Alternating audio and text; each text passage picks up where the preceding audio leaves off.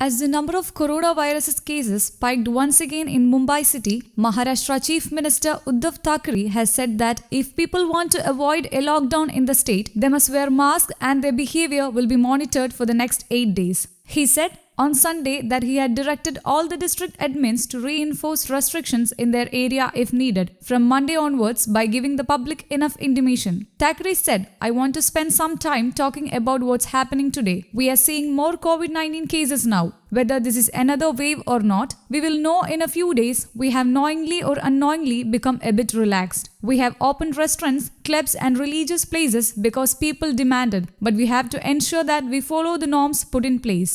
Sternly warning the violators of COVID protocol, Thackeray said that strict actions will be taken against those found breaking the rules and putting everyone's life at risk. Going ahead, if we come across norms being floated in the banquet halls and other public places, actions will be also taken against the owner of the venue.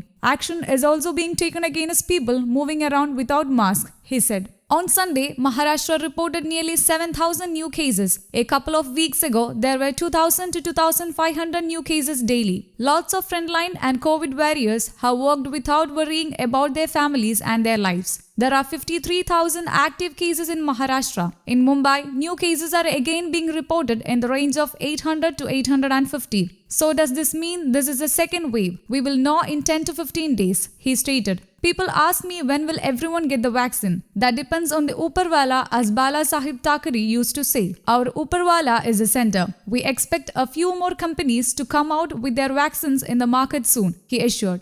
CM Thackeray also ordered that all political and religious processions and yatras will be stopped from Monday, February 22nd for the next few days. News Desk, Kaumudy English.